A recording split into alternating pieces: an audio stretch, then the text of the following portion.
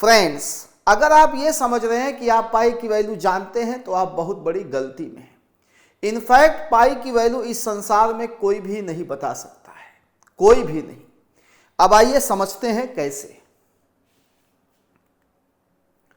Real numbers, आपने छोटे classes में पढ़ा होगा, रियल नंबर्स और इमेजिनरी नंबर्स। इमेजिनरी नंबर्स वो नंबर्स होते हैं जो आई के टर्म में आते हैं, √-1। इसको बोलते हैं आयोटा, इसका नाम है आयोटा।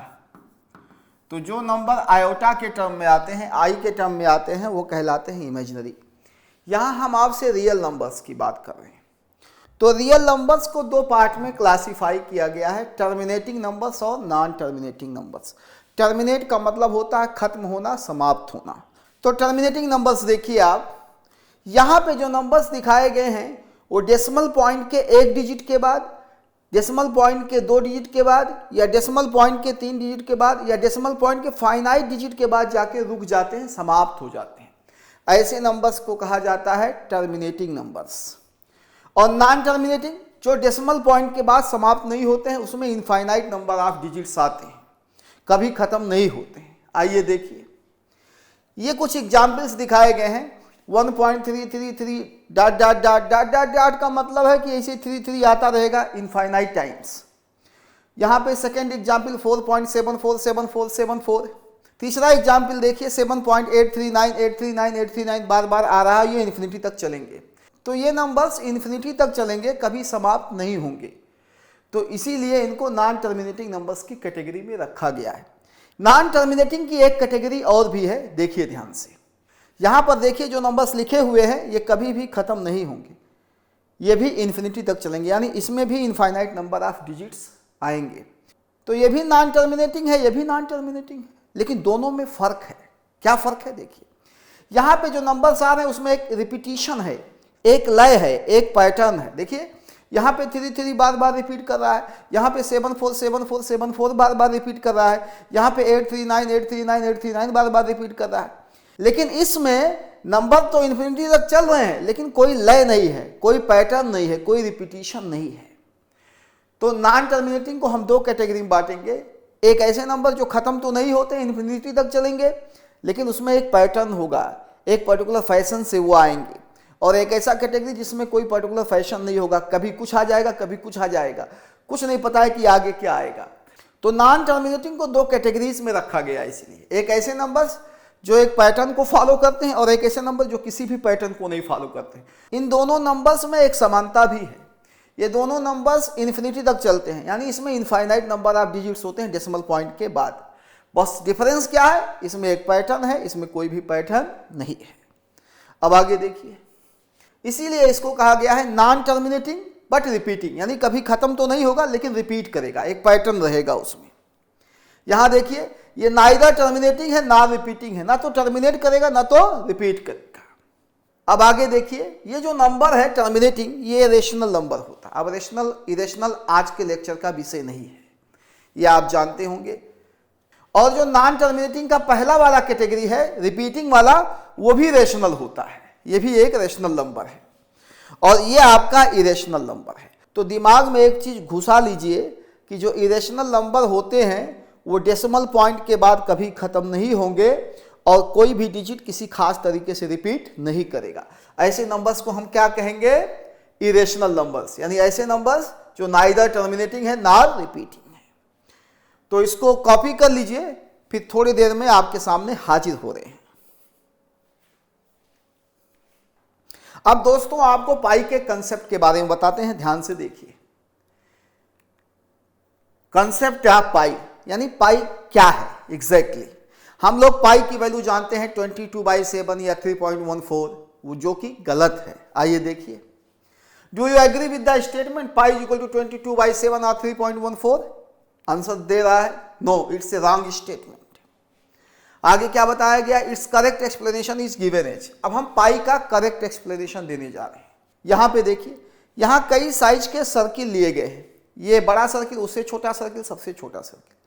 किसी भी सर्किल के लिए कुछ कैलकुलेशन किया गया है। देखिए, सर्कम्फ्रेंस डिवाइडेड बाय डायमीटर इस सर्किल के लिए, सर्कम्फ्रेंस डिवाइडेड बाय डायमीटर इस सर्किल के लिए, सर्कमफ्रेंस डिवाइडेड बाय डायमीटर, इस छोटे वाले सर्किल के लिए यहाँ पे देखो नीचे लिखा है फॉर ऑल सर्किल्स, किसी भी सर्किल के लिए ये एक ऐसा नंबर आएगा जो डेसिमल पॉइंट के बाद कभी खत्म नहीं होगा, नॉन टर्मिनेटिंग, और कोई भी डिजिट किसी खास तरीके से रिपीट नहीं करेगा, यानी नॉन रिपीटिंग, यानी कैसा नंबर है, इरेशनल। तो एक ऐसा नंबर आएगा 3.14159 जो इन्फिनिटी तक चलेगा और कोई भी डिजिट रिपीट नहीं करेगा। अब इसीलिए इस नंबर को बताया नहीं जा सकता है। आप कहोगे कि इस नंबर को बताओ, तो आप 10 डिजिट तक बता दिए तो हम कहेंगे 11वां डिजिट बताइए।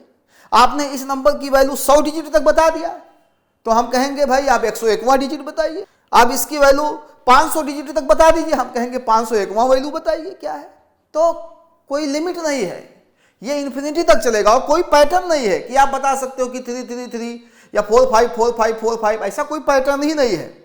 तो इसीलिए इस नंबर को बताया नहीं जा सकता है, इसीलिए इस नंबर को एक सिंबल से रिप्रेजेंट किया जाता है, उस सिंबल को हम पाई कहते हैं।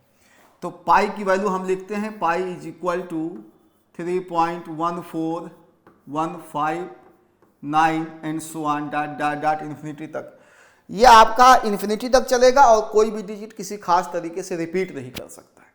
तो बताइए ये कैसा नंबर है, इरेशनल। अब इसकी वैल्यू कोई पूछे कि भाई पाई की वैल्यू बताइए, तो कोई 2 डिजिट तक बताता है, कोई 4, कोई 10। आप जितना भी बताओगे हम पूछेंगे उसकी अगले वाले डिजिट क्या होगा, तो आप नहीं बता पाओगे। क्यों? क्योंकि पैटर्न ही नहीं है। तो मैथमेटिक्स में ऐसे बहुत से नंबर हैं जिनकी वैल्यू को नहीं बताया जा सकता एग्जैक्टली कि क्या है, इसीलिए उनको एक सिंबल फॉर्म में रिप्रेजेंट किया जाता है। तो पाई की वैल्यू इसलिए नहीं बताया जा सकता है कि डेसिमल पॉइंट के बाद कभी खत्म नहीं होगा और कोई रिपीटिशन नहीं है, कोई पैटर्न नहीं है कि किस तरीके से आएगा। ये सुपर कंप्यूटर से भी निकाल के देखा गया है, अभी हम आगे बताएंगे। एक लिमिटेड नंबर ऑफ डिजिट्स तक ही देखा गया है। तो ये रहा पाई के बारे में। अब पाई के बारे में थोड़ी बड़ी बातें और बता देते हैं आपको और फिर इस लेक्चर को समाप्त करते हैं। आइए देखिए, हम जानते हैं कि पाई की वैल्यू ये होती है 3.141 और करके चलता रहेगा इन्फिनिटी तक, कोई भी डिजिट किसी खास तरीके से रिपीट नहीं करेगा। और जो 22/7 होता है इसकी वैल्यू आएगी 3.1412। यहाँ पे रिपीटिशन है, देखिए 14, 28, 57, 14, 28, 57, ये एक रिपीटिशन आएगा। तो जो रिपीटिशन वाले नंबर होते हैं वो रेशनल हो जाते हैं। ये कैसा नंबर है? ये आपका इरेशनल नंबर है। और ये कैसा नंबर है? ये आपका रेशनल नंबर है। तो इन दोनों की प्रजाति ही अलग है, दोनों स्पीसीज ही अलग अलग है। एक रेशनल जाति का है और एक इरेशनल जाति का है।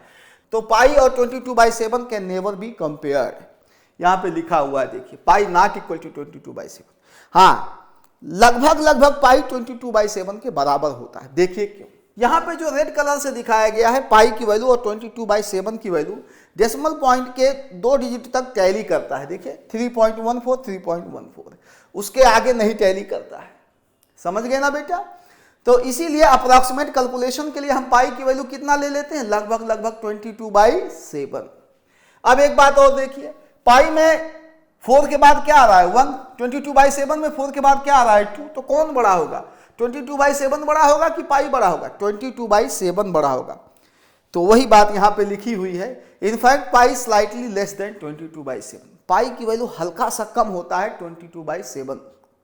और 22/7 हम क्यों यूज कर लेते हैं? अप्रोक्सीमेट कैलकुलेशन के लिए, इसलिए हम इसको यूज कर लेते हैं। अब अगली बात यहाँ पे देखिए, चूंकि 22/7 बड़ा होता है पाई से, तो 22/7 माइनस पाई क्या आएगा? पॉजिटिव नंबर आएगा। पाई माइनस 22/7 क्या आएगा? नेगेटिव नंबर आएगा। तो मैथमेटिक्स में ऐसे बहुत से सवाल हैं जिनका जवाब कोई भी नहीं दे सकता है। पाई का मान बताना उन्हीं सवालों में एक सवाल था। और पाई की वैल्यू सुपर कंप्यूटर से भी कैलकुलेट करके देखी गई है। एक वर्ड रिकॉर्ड है, वही चीज मैं यहाँ पे बताना चाहता हूँ आपको। A supercomputer at the University of Tsukuba of the Tokyo has calculated the value of pi to the more than 2.5 trillion decimal places are record। तो सुपर कंप्यूटर से भी इसको निकाल के देखा गया है, तो कोई पैटर्न नहीं पाया गया है डेसिमल पॉइंट के बाद, इसीलिए इसकी वैल्यू बताना संभव नहीं है।